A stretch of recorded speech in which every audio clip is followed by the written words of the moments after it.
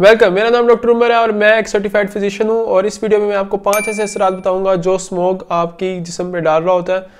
First of all हम जान लेते हैं कि स्मोक है क्या। स्मोक और फोग का मिक्सचर है। फोग एक नेचुरल फिनोमेना है जो कि हवा में मौजूद नमी और एयर पार्टिकल से मिलकर बनता है, लेकिन जब उसमें हम स्मोक या डस्ट या पोल्यूशन ऐड कर दें जो कि हमारी व्हीकल से, हमारी इंडस्ट्री से निकल रहा होता है, तो वो एक स्मोक बन जाती है। जो फोग होती है वो एक नेचुरल फिनोमेना है, वो इतनी हार्मफुल नहीं होती, वो बिल्कुल भी हार्मफुल नहीं होती।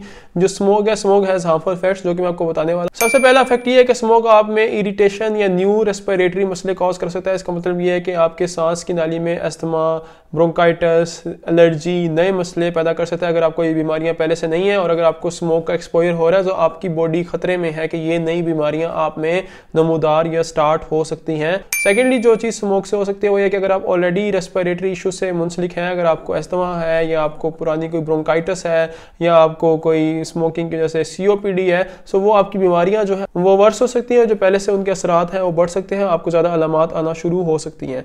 थर्ड चीज़ ये है कि अगर आप लॉन्ग टर्म स्मोक से अफेक्ट होते रहेंगे तो आपके दिल पे भी असर हो सकता है कि अगर आपको दिल के मरीज़ हैं, ब्लड प्रेशर, शुगर के, आपको हार्ट अटैक, स्ट्रोक से मुराद कि आपके लकवा, फालिज वगैरह के चांसेस बढ़ सकते हैं, क्योंकि स्मोक जो है वो रेस्पिरेटरी सिस्टम को अफेक्ट करती है और आपका सांस का निज़ाम और आपका दिल का निज़ाम इकट्ठे ही काम कर रहा होता है। फोर्थ चीज़ ये है कि आप लॉन्ग टर्म इससे अफेक्ट होते रहते हैं, स्मोक का एक्सपोजर रहता है आपके ऊपर काफ़ी सालों, महीने तक, सो आपकी जो ओवरऑल ज़िंदगी है या ओवरऑल लाइफ एक्सपेक्टेंसी है वो कम हो सकती है। पांचवा इफेक्ट जो कि मोस्ट इंपॉर्टेंट है वो है कि स्मोक आपके बच्चों में क्या असर डालते हैं। बच्चे खास तौर पर इससे स्मोक से अफेक्ट होते हैं बिकॉज बच्चों की जो कुव्वत मुदाफ़ियत होता है वो कम होता है और उनका जो रेस्पिरेटरी सिस्टम है, उनके लंग्स वगैरह डेवलप हो रहे होते हैं। अगर स्मोक उन पर असरअंदाज होना शुरू हो जाएगी तो उनकी डेवलपमेंट रुक जाएगी और हो सकता है उनके फेफड़े सही से ग्रो ही, डेवलप ही ना हो सकें और उनके लेटर लाइफ में जाके सांस के मसले आ सकते हैं। सो इससे आपने बचना किस तरह, एक तो अपने मास्क का इस्तेमाल करें, बिला ज़रूरत घर से ना निकलें, जब स्मोक थोड़ी कम हो जाए तब निकलें।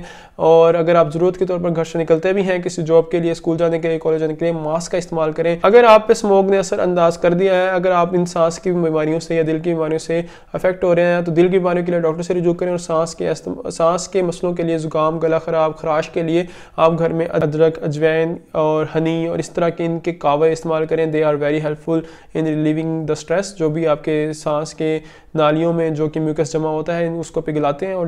और स्टीम, भाप का इस्तेमाल करें ताकि आपकी जो ये स्मोक में जो पोल्यूटेंट्स जो आपकी सांस की नालियों में गए होते हैं वो आपकी सांस की नालियों को चिपक चुके होते हैं। जब आप स्टीम लेते हैं या जब आप कहवा पीते हैं या जब ग्रीन टी का इस्तेमाल करते हैं सो वो वहाँ से पिघल के डिटैच होकर खांसी या छींक के ज़रिए बाहर आ सकते हैं और आपकी सांस की नाली क्लियर हो सकती है। सो इन स्टेप्स को फॉलो करें, स्मोक से बचिए और लंबी हेल्दी ज़िंदगी गुजारिए ताकि आप कामयाब रह सकें, खुशहाल रह सकें। Thank you, have a nice day.